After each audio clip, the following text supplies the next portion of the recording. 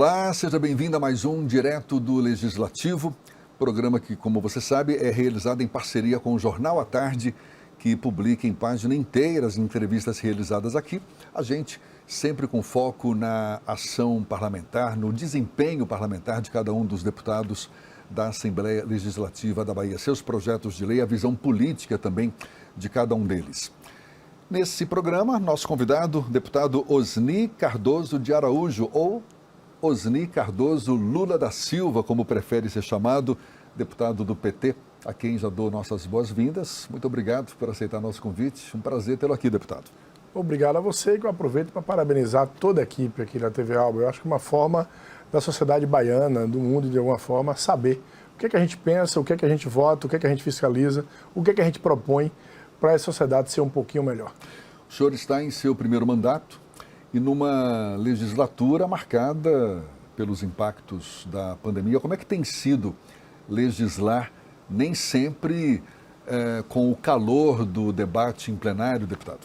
Eu venho de uma experiência de ser prefeito, né? Eu fui prefeito de Serrinha por 2 mandatos e, de alguma forma, quem é o executivo vive um pouquinho do conflito com o legislativo. Os anseios, suas demandas. Aqui a gente acaba fazendo o inverso. A experiência de ser legislativo, tentando dialogar com o governo do Estado, sendo da base, que também há uma diferença nesse trato. Numa legislatura totalmente adversa, eu avalio o primeiro ano de muita produtividade aqui, de todos os parlamentares. Eu pude perceber, acompanhar o desempenho de muitos, avaliado inclusive pela imprensa, e a diversidade de fazer em casa, que praticamente foi assim um ano de 2020, uma parte considerada de 2021. Então a gente tenta produzir e, ao mesmo tempo, como dialogar com a base, como visitá-la com toda essa restrição, que a gente ainda vive isso, né? 2 anos de adversidade.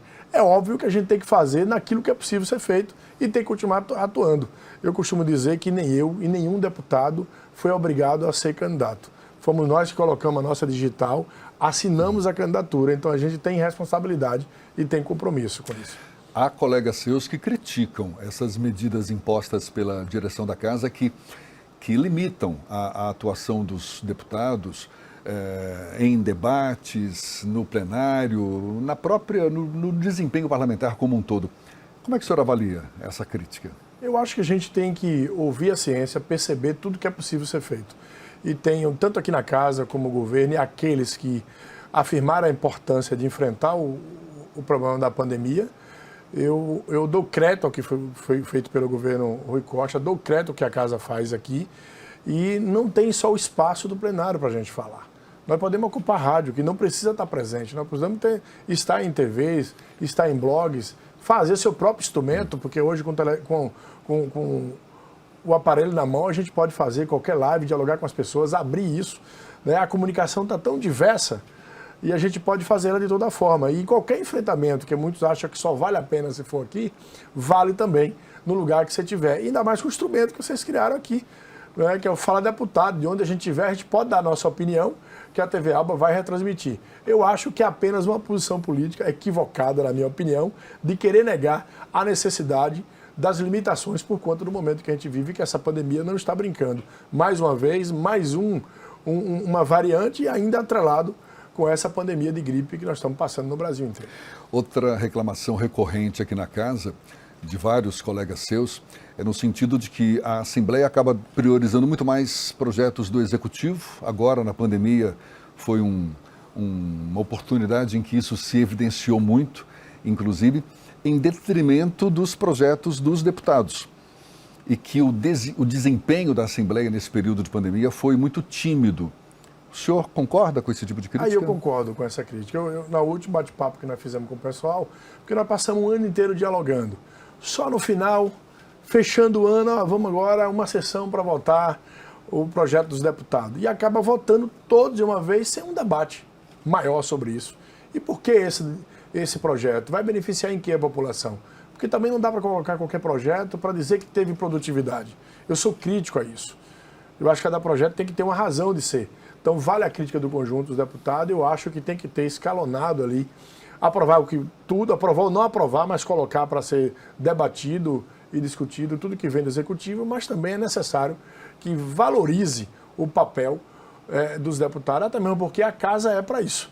É para aprovar lei, é para poder avaliar cada uma delas, e eu acho que essa produtividade, de alguma forma, ela é interrompida pela dinâmica que a casa estabelece. E por que não se dá tanto espaço para os projetos de origem do Legislativo?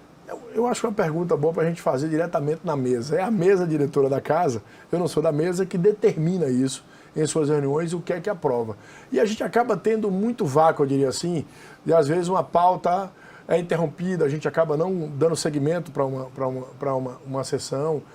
O conjunto das suas comissões não atuam como deveria, porque também tem isso. Né? Se todos os parlamentares da Comissão de Constituição e Justiça fossem todos os dias e não deixasse cair a reunião, a gente poderia aumentar o volume de projeto aprovado no rito convencional, porque forçaria o plenário a ter que avaliar aquele projeto, porque senão também vai travar a pauta. Eu acho que tem um tanto de culpa aí da mesa diretora, mas também tem uma culpa razoável dos parlamentares que não vão para a comissão e assim, não dando quórum, não dá seguimento. Porque não adianta esperar que o presidente determine com a mesa diretora e os dois líderes, que assim é o rito, hoje nós vamos permitir que seja colocado todos os projetos de lei, mesmo não tendo passado na Comissão de Constituição e Justiça. Mas por que não passou? Porque muitas vezes falta produtividade na Comissão de Constituição e Justiça. E não é pelo trabalho, falta do trabalho do Marcelino Galo, que eu sei que ele está ali todo dia, eu conheço o deputado Marcelino Galo, Lula da Silva, né? A vontade dele. Mas às vezes o conjunto da sua ocupação não facilita isso. Que eu acho que vale a crítica em qualquer comissão, inclusive aceito a crítica quando eu deixo de dar coro em uma comissão e o debate não acontece. Quais são suas principais bandeiras na Assembleia Legislativa, deputado? Olha, eu sou oriundo da área rural. Eu vivi até os 27 anos com meu pai no povoado de Bela Vista, em Serrinha, e por conta disso eu, não de maneira genérica, mas atuo, principalmente nos bastidores, com um grande debate sobre a questão da alimentação. Isso é de crença, é de berço, da necessidade das pessoas terem alimento. Agricultura familiar, no caso. Da agricultura familiar, da segurança alimentar, as pessoas terem isso, ter o prato, mas também da qualidade do produto. Porque hoje a gente vive comprando qualquer coisa.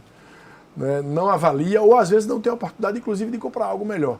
E esse algo melhor ainda está um pouquinho mais caro do que o normal. Então a gente precisa estar debatendo isso, porque isso pode gerar mais emprego no campo, isso pode facilitar as relações de trabalho e pode evitar que a gente fique doente. Né? Quando a gente se alimenta bem, a gente pode ter outro nível de saúde e disposição para fazer as coisas. Então esse é um debate.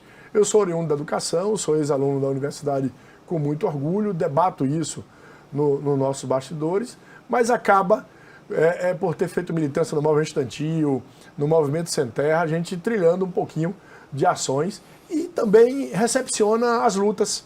O mandato acaba recepcionando a luta dos papiloscopistas, a luta, recentemente, teve uma pessoa pedindo para que tivesse a lei para que os detetives particulares virassem lei na Bahia, porque a profissão não é regulamentada, mas eles existem. E às vezes a gente não olha para esses pequenos grupos, mas eles empregam, eles querem continuar trabalhando porque gostam daquilo que fazem. E aí o mandato acaba sendo uma escuta desses grupos sociais que nos acompanham. Recentemente estava apoiando um grupo muito bacana, que tem ganhado força, que é o movimento Mais Gorda, que é um movimento de pessoas que tem tratado isso sobre a questão da gordofobia, que muita gente sofre, às vezes não consegue passar na catraca de ônibus. E alguém precisa olhar para isso, porque tem um cidadão ali que tem dificuldade de locomoção, por exemplo, além de sofrer com outros preconceitos. Então, o mandato, de alguma forma, vai ouvindo e vai debatendo aquilo que vai recebendo. O senhor é autor de um projeto de lei que institui o Dia Estadual da Etnia dos Povos Ciganos, na mesma data em que já é comemorado o Dia Nacional do Povo Cigano, 24 de maio.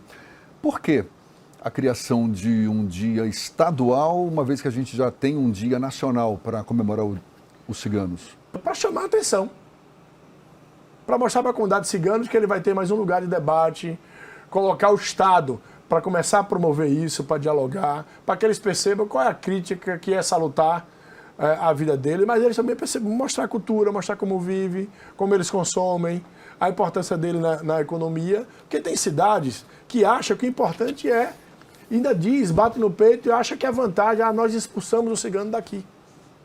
O cigano é um cidadão igual eu, você, igual qualquer um da gente, mas não prefere tratar desse jeito, ao invés de tratar algum outro problema que porventura aconteça e que acontece com qualquer um. O cigano é a média do que é a sociedade baiana, do que é a sociedade brasileira. Se envolve em problemas ou resolve problemas na mesma média que todo mundo resolve. Mas se acontecer com o cigano, ele é olhado e diferenciado dos outros.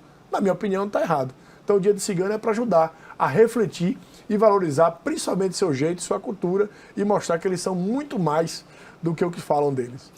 O senhor também é autor de 2 indicações feitas ao governo do estado para a implantação de um complexo poliesportivo educacional no município de Ceabra e o outro no município de Serrinha, o seu município. Em que pé estão essas obras? Estão bastante avançadas. Eu visitei Ceabra recentemente, a empresa tocando bem, um projeto muito lindo, esperando a licitação da segunda etapa. O nosso governador vai colocar de tudo um pouquinho, de piscina, toda uma estrutura. Eu acho que pode ajudar a revolucionar a educação baiana, se houver um comprometimento do conjunto da comunidade escolar, que a comunidade também queira aquilo. Imagine que até outro dia a gente tinha uma piscina olímpica em Salvador e pronto. Até outro dia, isso talvez não tenha 20 anos. Daqui a pouquinho nós vamos ter piscina semiolímpica em 100, 200 municípios baianos, que a gente pode iniciar, por exemplo, a prática esportiva, que a gente não tem. Só que a gente tinha a oportunidade de quem estava na capital. Não só isso, estou dando um exemplo. Aí tive a oportunidade de indicar para a Ceabra, a oportunidade de indicar para a Serrinha. Vou continuar fazendo outras indicações no município que me procuram. Sei que o governador preparou isso, já vem há um tempo preparando. A gente tem que aproveitar o que tem disponível e tentar atender as comunidades, principalmente aquelas que mais pedem. Que, na minha opinião, quem mais pede é porque quer fazer bom proveito, quer aproveitar o máximo. Aquele que tanto faz, não vale a pena estar indicando entregar algo porque ele não está sonhando. Vamos tratar com quem está sonhando com algo bom. Foi por isso que eu fiz questão de tratar isso com Ceabra e com Serrinha. No caso de Serrinha, o senhor é natural de lá, certamente deve representar os interesses dos municípios, mas não só de Serrinha, mas da região do entorno. Quais outras demandas mereceriam uma atenção maior por parte do governo e da sua própria atuação na Assembleia? Mas eu vou pedir essa resposta para já já. A gente está conversando aqui com o deputado Osni Cardoso Lula da Silva, do PT, e a gente volta num instante só.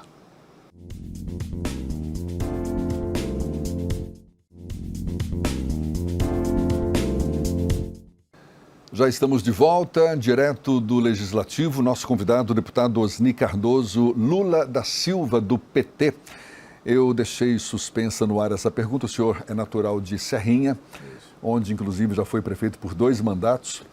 Quais as principais demandas da região, do entorno, Serrinha e do seu entorno, que ainda precisam de uma atenção maior por parte do governo e também da sua atuação aqui na Assembleia?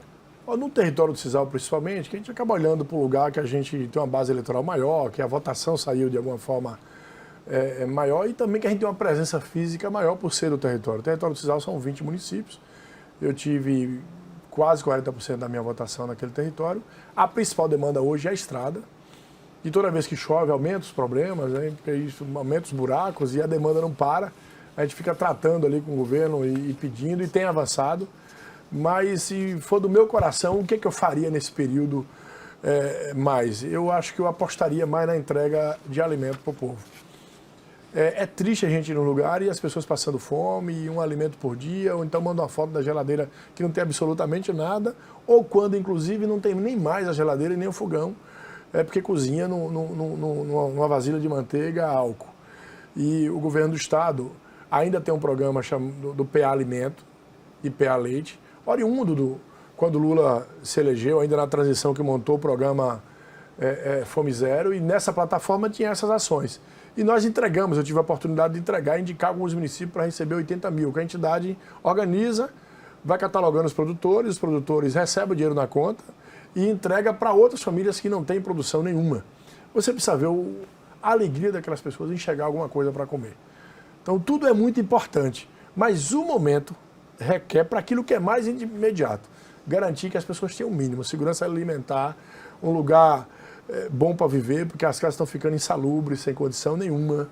Imagine faltar água, faltar energia, não ter um gás de botijão, e isso está assolando milhões de pessoas na Bahia, principalmente por esse momento que a gente está passando aí, do governo federal, que não se preocupa com o Brasil por inteiro, não se preocupa com o debate verdadeiro sobre a pandemia, e quem está sofrendo, e quem está se arrebentando, e quem está lá na ponta, que está desempregado e começa a faltar tudo. Mas como viabilizar essa situação? Eu acho que tem que votar programas pensando isso. Tem que destinar fundos, assim como é no governo do Estado, que a gente tem um fundo de combate à pobreza, ele precisa ser mais radicalizado em períodos como esse. Em períodos de pandemia tem que sair de 1% para 2%, para 3%. Tem que estar lá colocado na lei de maneira mais específica. Só que nós não podemos fazer isso. Eu posso dar indicação, na conversa com o governador, eu faço isso. Mas o governo do Estado sozinho também não resolve. Se não tiver um amparo e políticas públicas nacionalmente para isso, a gente não consegue dar conta dessa demanda. Eu sei que isso acontece porque a gente tem viajado, tem conversado com as pessoas. É óbvio que o ideal é que todo mundo estivesse trabalhando para não precisar chegar a isso. Mas se não tem emprego, alguma outra coisa, alguma renda precisa chegar. É urgente taxar as grandes tecnologias que está ficando com o dinheiro todo. Não tem sentido Bill Gates, por exemplo, ele ser maior do que 170 países. A sua riqueza é maior do que 170 países individualmente. Tá? Então ele é uma grande potência e não é taxado. E na hora que ele quer esconder o dinheiro, ele bota numa fundação para não pagar imposto. E as grandes economias do mundo não percebem isso. Então todo dia que passa, o mercado ou o modelo de negócio, aquele que é mais valorizado é que não põe gente, é que tem máquina trabalhando. Tem alguém falando, mas em Serrinha, no G Barbosa, já tem um caixa que eu passo diretamente, eu não pego fila, baixa lá no QR Code e eu pago direto e vou embora. Mas o que tem de belo nisso? Se eu estou tirando o emprego de uma pessoa e se ao mesmo tempo essa tecnologia não paga imposto para dar comida para outra pessoa. Alguma coisa nesse mundo está errado. E todos os políticos precisam enxergar isso urgente. Porque se não enxergar, nós vamos aumentar a miséria, aumentar o crime, porque nós não vamos dar conta de cuidar das pessoas. E se a política não dá conta de cuidar das pessoas, a política não tem sentido. A política não pode ser negociada. A política não pode ser qualquer coisa, não pode ser uma reunião para qualquer coisa. Nós precisamos cuidar de gente. E cuidar de gente, inclusive, é estar prevendo o que está vindo por aí. Cada dia que passa, se aumenta essa coisa da tecnologia sem ter um retorno à população. Quando eu encontro um capitalista muito feroz, eu digo para ele, pense em você. Agora, se não tiver quem consuma, você também não vai vender nada. Então tem que pensar no consumidor. E o principal consumidor é o povo mais pobre, é a classe média, que precisa ser melhor olhada. O senhor é líder do PT, aliás, é líder da bancada do PT na Assembleia Legislativa. Até que ponto essa condição facilita a sua atuação na Assembleia e dificulta também na hora de criticar o governo? Nos dá uma maior responsabilidade, né? Nos dá mais tarefa, mais acompanhamento e mais no governo para falar da bancada, para falar dos questionamentos da bancada. Ajuda porque, de alguma forma, a gente vive de mídia um pouquinho, líder de bancada é chamado para mais coisas, sai em mais ações, tem responsabilidade em ajudar a montar uma chapa, ajudar o Jacques Wagner, que é o nosso pré-candidato. E nos dá também, para a gente que é petista, que ama esse partido, eu nunca tive outro e não pretendo ter, de ter cumprido uma etapa na vida, de ter contribuído com o partido. Então, tudo isso é um pouquinho de cada, de tarefa a benefício e que a gente gosta de estar atuando. O senhor tem formação acadêmica em pedagogia, certamente sabe a importância de uma educação de qualidade para a formação dos jovens. Como é que o senhor avalia as políticas públicas voltadas para a educação aqui na Bahia? Eu vou lhe fazer uma crítica que eu acho que o problema da educação na Bahia e no Brasil não é necessariamente o dinheiro, como muita gente acha. Se debate muito essa coisa do dinheiro, aumento de salário do professor, mais estrutura, tudo isso é importante. Mas eu vou dar um exemplo para você do que é o público estar na escola e quem é que está na escola. Quando só o pobre está na escola, não adianta você fazer tudo isso que se debate por aí, porque se não houver cobrança, começa o relaxamento. Eu coloquei meu filho mais velho para estudar na escola pública quando eu era professor. E como eu não vivia com a mãe de Pedro, um dia eu fui pegar ele para levar para a escola. Eu estava na função de prefeito. E eu me atrasei. Em torno de meia hora para chegar com meu filho na escola. Quando eu cheguei na escola, tinha 3 mães me xingando, porque o porteiro não chegou para abrir no horário. E elas estavam sendo prejudicadas para chegar no trabalho. E não tinha que olhar se o filho delas. Elas tinham que entregar o filho na escola para depois ir para o trabalho. O porteiro era concursado. Quando eu estava sendo xingado pelas mães lá com uma certa razão, me culpando, eu não tive coragem de deixar meu filho. Eu fui embora com o carro, dar uma volta para aquele tumultozinho passar. Eu mudei o porteiro de lugar. E depois passei a acompanhar a escola mais de perto. No final do meu mandato era o melhor IDEB. Porque mais gente começou a olhar a escola com outro carinho e mais responsabilidade. A gente precisa de um envolvimento muito forte. Se não houver envolvimento, o dinheiro só não resolve. A estrutura física só não resolve. A gente precisa que as pessoas se comprometam com aquele lugar, com aquele canto onde está tendo um laboratório de aprendizagem. E só o povo mais simples, eu posso te afirmar, não dá conta disso. Durante a pandemia, a Bahia ficou em último lugar no ranking brasileiro de educação pública à distância, elaborado pela Fundação Getúlio Vargas. E também no IDEB a Bahia aparece entre os últimos colocados. Nós temos uma herança gigantesca e antiga sobre isso. Nós temos um problema, inclusive, o Estado contabiliza o resultado dos municípios. Tem gente que não tem coragem de falar. Mas o Estado recebe. O Estado não pega o aluno desde a creche e vai cuidando, e chega no Estado, que é medido o Estado, quando você chega no ensino médio. Aí é medido. Aí você mede o Estado a partir de uma base que não foi boa. E se não houver diálogo com o Estado, com o conjunto dos municípios, o Estado, independente de quem governe, vai continuar amargando os números igual a esse. Nós avançamos em várias outras práticas. A alfabetização, quando o governo do PT entrou aqui, era quase 18%. Hoje a gente deve estar com 3%, 4%. Nós tínhamos 4 mil matrículas do ensino profissionalizante, que, na minha opinião, o ensino médio profissionalizante é uma das boas saídas. A gente deve dar perto aí de 150 a 200 mil matrículas no ano. Então nós temos outros avanços para comparar. Mas essa da medição do IDEB ainda tem muito a ver com a base dos alunos. Enquanto a base não melhorar, o Estado não vai conseguir avançar. E essa, na minha opinião, é uma tarefa de todos, tem que ser um envolvimento coletivo, que o Estado precisa provocar os municípios e a gente aumentar a quantidade de prefeitos comprometidos com a educação. Porque se isso não acontecer, a gente, infelizmente, vai continuar amargando dados como esse. O senhor é integrante da Frente Parlamentar de Defesa da Política de Consórcios Públicos da Bahia, não é verdade? Que foi criada em novembro de 2019 com o objetivo de fortalecer as políticas públicas voltadas para os municípios. O que avançou de lá para cá nesse sentido, deputado? Olha, a gente precisa aqui melhorar e já avançamos na mudança da lei, a lei ainda é incipiente.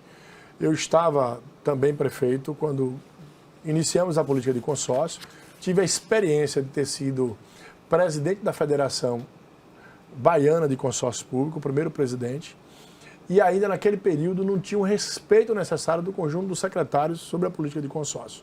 O governador bastante interessado, mas na ponta, muita dificuldade. Muitos vícios, muito modelo já pré-estabelecido como é que as coisas funcionam, desde uma obra, desde uma entrega, um convênio, muita gente não querendo a atuação do consórcio em si, atuando em determinadas políticas públicas. Havia negação. E nós fomos trabalhando aos pouquinhos, o governador apostando, hoje é muito maior do que o que era, mas a legislação é frágil. Como prestar conta? O prefeito tem uma conta rejeitada, ele tem a Câmara para avaliar. Quem é que avalia as contas de um presidente de consórcio? Ainda não tem. Então, desde o marco legal, que tem que ser discutido, a compreensão do Estado e todo mundo comprar a ideia, é necessário que a gente tenha uma frente que ajude o conjunto das pessoas que topam ir para o consórcio, que é mais uma tarefa. Ninguém é remunerado. O prefeito nenhum é remunerado por ser presidente de consórcio, por exemplo. Tem muita gente que acha que o prefeito do interior ganhar 12, 15 mil é muito dinheiro. Vai ser prefeito e ganha 15 mil por mês para ver se isso é muito dinheiro. E ainda acaba pegando a tarefa. E depois é punido porque a legislação não ajuda. Então eu acho que as pessoas, no conjunto, é bom conhecer o que é isso, o que é essa política, o que é que facilita. E ao mesmo tempo é o sonho da facilidade da gestão pública. Um município pequeno de 10 mil habitantes não consegue exercer uma política pública sozinho. Nem tem dinheiro. O consórcio facilita isso. O SIM, que é a inspeção municipal de produtos da agricultura familiar. Não pode ser comercializado um produto se não tiver um selo de inspeção. Mas o município sozinho não consegue contratar uma equipe inteira para montar o SIM.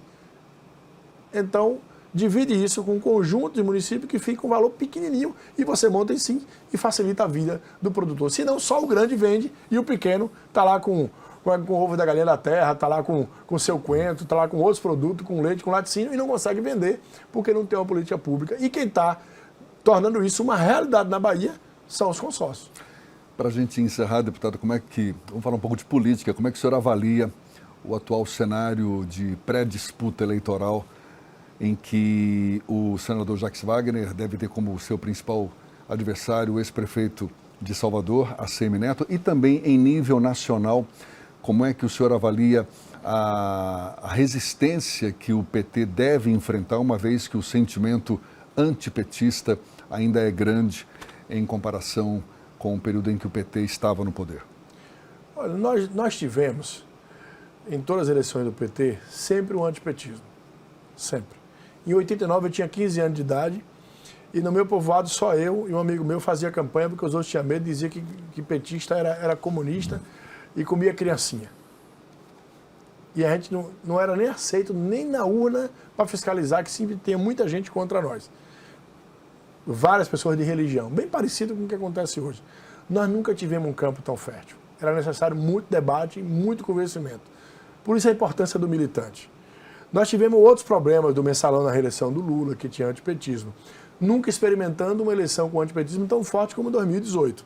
Que aí entraram outros elementos, na minha opinião. Do homofóbico que se identificou com Bolsonaro, do racista que se identificou com ele e acabou incorporando de maneira e com um certo tom de violência para dentro do processo eleitoral. Só que aí o povo também compara. O antipetismo, depois de tudo isso, depois de tudo mentira sobre nós, o que é que está acontecendo hoje? Um movimento inverso, na minha opinião. O antipetismo caiu bastante, as pessoas perceberam muita mentira, o que foi montada por parte do judiciário, e eu estou percebendo um movimento grande, como foi 2002, que foi uma eleição muito bacana. E a gente pode estar se repetindo de novo nesse retorno do Lula, pelo comparativo, pelo jeito, e principalmente, antes de qualquer debate, as pessoas querem ter o básico dentro de casa, e as pessoas não têm esse básico dentro de casa. Está negado a ele a dignidade.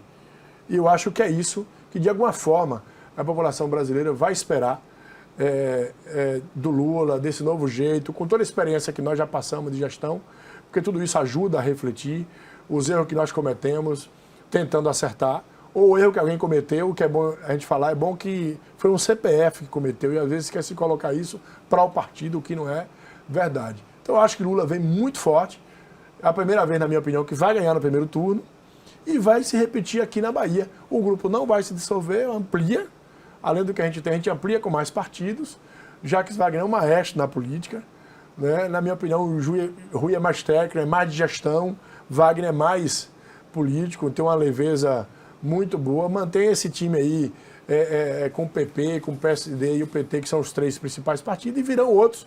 E ganharemos mais uma eleição, na minha opinião, uma eleição de alto nível, com bom debate, com dois caras preparados, que também tem o que apresentar para a sociedade, mas ganha aí, além da experiência, o que foi bom na Bahia, ganha também a política nacional, o conjunto, o jeito de governar que nós fizemos nesse período. Deputado Osni, muito obrigado pela sua disponibilidade e até uma próxima. Obrigado a você, para mim é uma honra estar aqui na TV Alba, estar com todo mundo, dar os parabéns pela equipe e também estar aqui, poder ter a oportunidade que lhe vejo de muito tempo na TV, essa oportunidade de poder conversar com você. Prazer todo meu, muito obrigado. Muito obrigado a você também que acompanhou esse nosso bate-papo. Até uma próxima então. Tchau, tchau.